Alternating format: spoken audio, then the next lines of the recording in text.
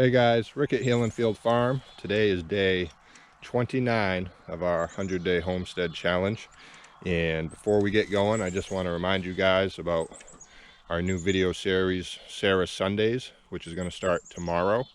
And we're going to post that early in the morning. We'll probably get it filmed this afternoon or tonight. And we'll get that up early in the morning. So she's going to show you guys how to make soaps and lotions and detergents and salves and all that kind of cool stuff. It's all stuff that we use, and she's really knowledgeable about this stuff. So if you guys want to learn how to make that stuff, please subscribe. Make sure that you catch that. We're not going to share that on the social media sites because we feel that we spam them enough, and we don't want to overdo it. So please make sure you subscribe to catch that, and we'll get that uploaded tomorrow morning early, and then we'll still be doing our regular 100-day challenge video as well. So this morning we're going to start off at the chicken coop, and chickens are doing well. They're all in there, still a little skittish maybe. Hey, not this one, but 6 of the 10 did venture outside. They spent pretty much all afternoon out here in the chicken run. They were having a great time, and the other 4 kind of hovered around the door looking to see, you know, what was going on. But overall, they're enjoying it. They're safe.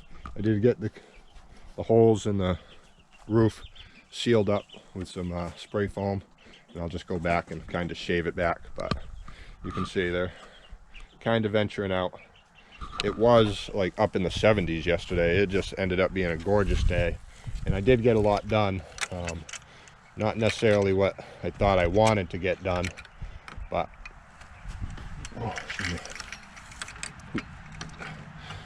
get that shut up.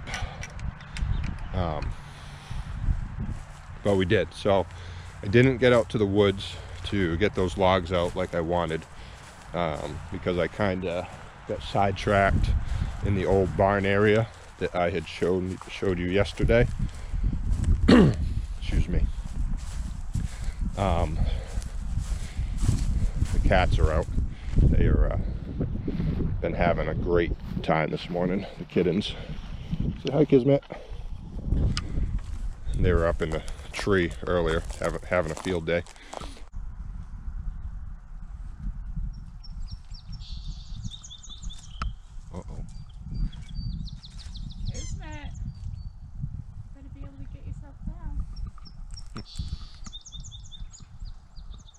He's going for it. He sure is. Way up. Buddy, mistakes have been made before. Come on. Oh my Lord.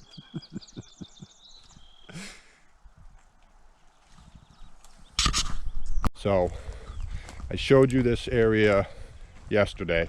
I'll show you a quick view of what it looked like before we got this cleaned up.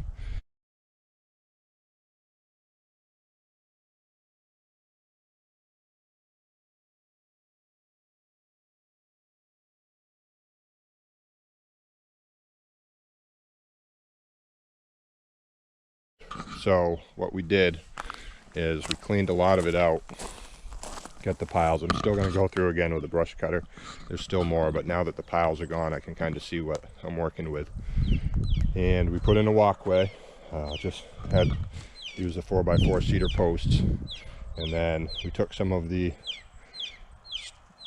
old stone foundation. The part of it was cement block, like cement, and the rest of it was like just the rocks. So we took some of the steps as some of the pieces of cement as stepping stones, and then when they did the foundation on our shed conversion, they just brought in a bunch of crushed stone, and we told them they're bringing in way too much, and they're like, no. I'm like, well, yeah. So we used a lot of that stone for here, and then I redid our fire pit. If you guys remember, it was just basically the cement slabs stacked on top of each other. So what I did was I dug a 3.5-foot hole, and we put the fire barrel in 3 feet deep. So I left the bottom kind of rounded so that it wouldn't sink all the way in. And we drilled some bunch of holes in the bottom and some on the lower sides, just to make sure that any rainwater or anything that gets in there can drain out. So then I dug a trench and we stood up those cement slabs, and then worked those in and filled them in. And then we just put the slate that we found around the fire pit. And we burned this last night till like 10, 11 o'clock. And it's not the prettiest, and I get that, but that's not what I was going for. I wanted to reuse as much of the old foundation as I could.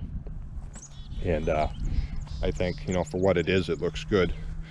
So we are going to fill this area in with all stone, crushed stone, and then I'm going to continue the run of rocks to the back old foundation here, and then we're going to leave this spot open because we're going to put a swing back there. So this area will all be crushed stone. We're going to put a couple more logs, or maybe build a bench or two, and then like I said, we'll have a swing there. And then the other side of the rocks, we're just going to do pine chips or cedar chips, and Sarah will get her flower garden and all that stuff in. So, and she's already working on it, so she's buying stock in flowers this year. So this area will look good, and this part was important to us. You know, it was an eyesore, and it's really a shame we couldn't use the soil,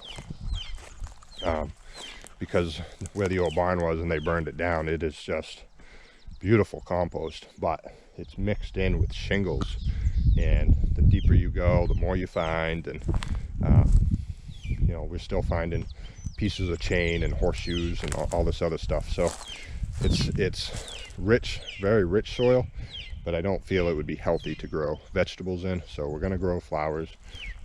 Everything over here grows up super high, and it's got those brambles everywhere, so we're trying to get those out of there because it gets stuck in all the animals' furs. So it can be a pain. But so today we are going to continue working on this, but the other project we're going to do, I don't know if you can hear the chickens in the back, but they are going crazy. The other project we're going to do is we're going to start our orchard today. And Sarah picked up 3 trees.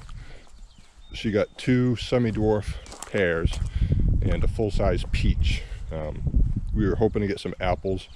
They didn't have any, and we found that most online retailers and online nurseries, they're out. They're sold out of everything, and that's rough. You know, we want to get this orchard in, and we can't necessarily get the trees we want. But the regular retailers, they will get some in. It is still early up here for us because we still get colder temperatures well into May. So they'll get them. They just haven't yet. So, but be aware of that. You know, if you want to get some fruit trees and stuff, you want to start looking now. You don't want to wait, because I mean, it's already showing signs of really selling out quickly. So so the semi-dwarf, we need, I think it's 10 to 20 feet. We'll probably go 10 to 15. And then the peach, it's full grown, and it needs like 20 to 30 feet, because once it spreads out, you know, the branches and all that is pretty wide. So we are going to do a lot of dwarf and semi-dwarf trees in our orchard, because we want fruit within a couple of years. But we're still going to do some full-size trees, knowing that we're not going to get fruit for 5 to 7 years, and that's okay. But you have to start somewhere. So what the plan is eventually we'll end up with about 3 rows of trees in this area, and it'll just be dwarf and semi-dwarf. And then up here on the hill part, we're going to do a couple full-size. We'll do that peach, and we'll probably get a couple full-size apples for up on the hill, and then everything else will just be in this area where I'm at now, which is like the front of the house. It's kind of by the road. As I'm sure you can hear all the cars, but it will hopefully help keep the deer off them. or at least we can see the deer and kind of scoot them away. So a couple things to remember when you're planting your trees. Number one, make sure your hole's big enough. Number two, do not put compost or anything inside the hole when you plant that tree. Use the soil or dirt that you dig out of that hole, because if you throw compost in there, those roots are not gonna want to go past that compost, because they have that nice rich soil. So they're gonna be less likely to wanna move into the other soil around it, which will end up eventually killing your tree because it won't have strong root growth. So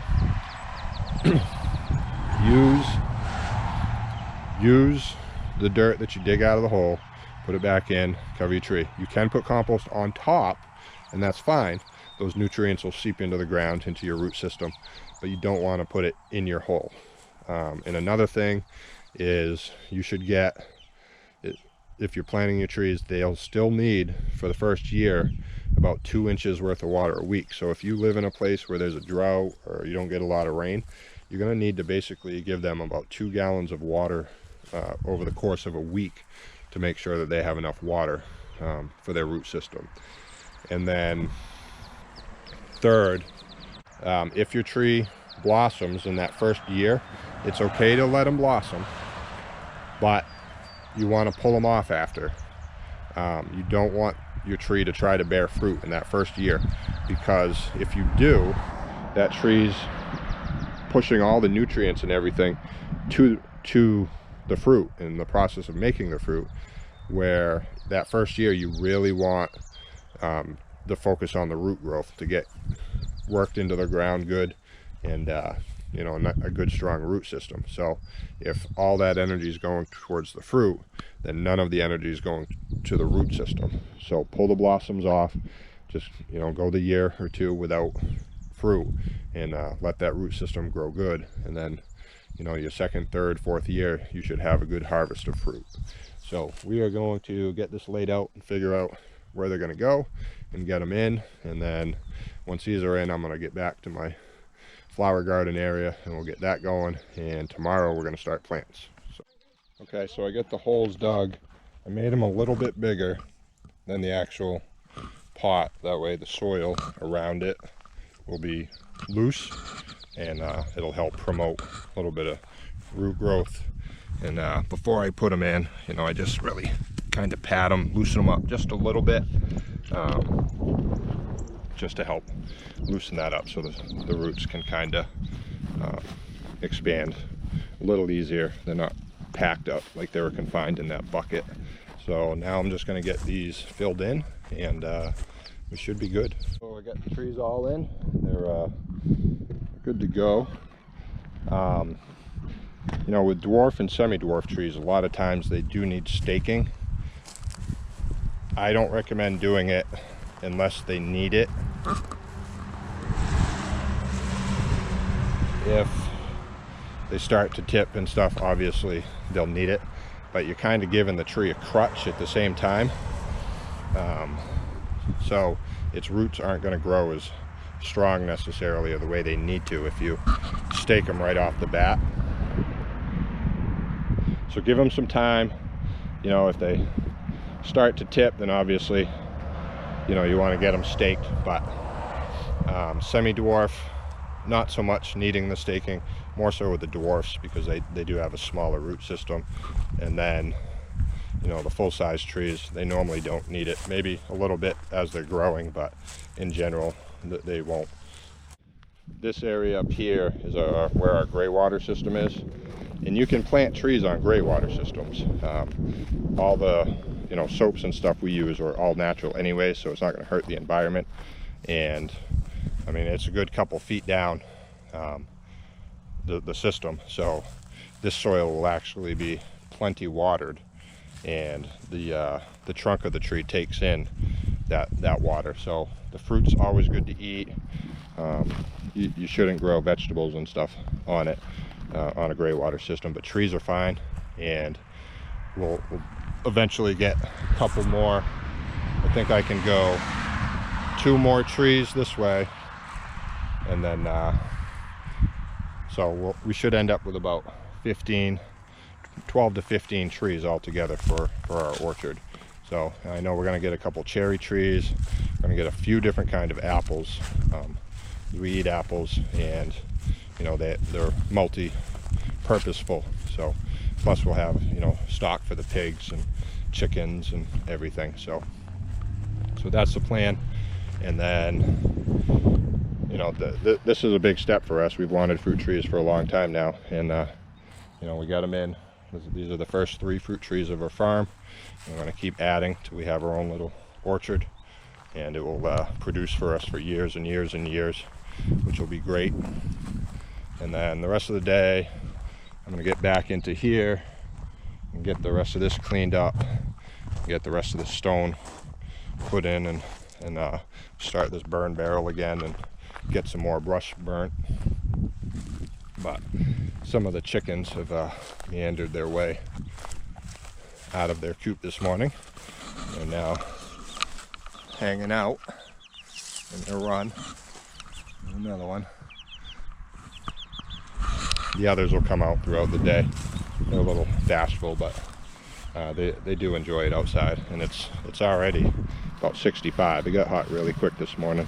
So, and Sarah's working on putting in some other plants. We got a couple lilacs we're going to put in, rhubarb we're going to put in over by our dead stump that I won't cut down, even though everybody says it's ugly, but I love it.